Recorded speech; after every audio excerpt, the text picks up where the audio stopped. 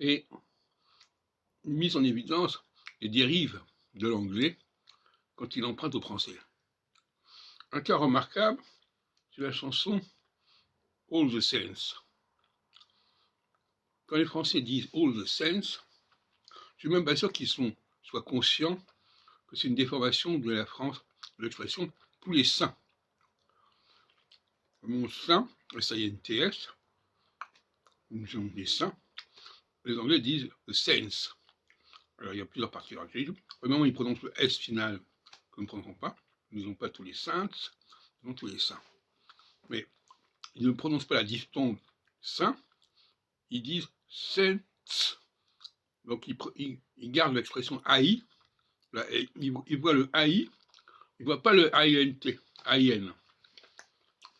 La diphtongue c'est IN. Donc eux ils disent oh the saints. Hein, ils sont C et puis après ils ajoutent ns. Donc ils ont une suite consonantique, alors que d'après les règles que j'ai posées moi-même en linguistique, les consonnes groupées doivent se situer au début d'une forme et pas à la fin. Quand je dis tous les saints, saints, c'est vocalique.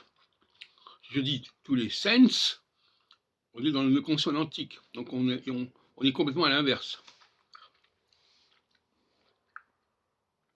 Il y a un autre cas qui est intéressant, c'est le mot point. Les Anglais aiment beaucoup le mot point, qui est notre français point, P-O-I-N-T. Alors, ils déforment le mot point en point, ou même points, s'il fallait rajouter un pluriel. Donc là aussi, ils ont une suite consonantique à la fin du mot, alors que nous, point, on a une consonne au début P, et le ouin, qui est une valeur vocalique, valeur de voyelle. La diphtongue étant une façon de former le son de la voyelle. Et si on ajoute quelque chose après la diphtongue, on retombe dans la consonne. Nation, par exemple, si je rajoute à nation, je rajoute le A, c'est-à-dire national, il n'y a plus de diphtongue. Donc, là, ils ont, dans point, ils ont le OI, donc ils disent poi, et puis ent, point. Bon. Alors, ce OI, c'est un problème intéressant, parce que en français, on a perdu le OI. On prononce le OI loi. Et moi, je parfois dit que le OI devrait se prononcer oi. Et on dit bien la langue d'ogle, pour parler la langue du nord de la France.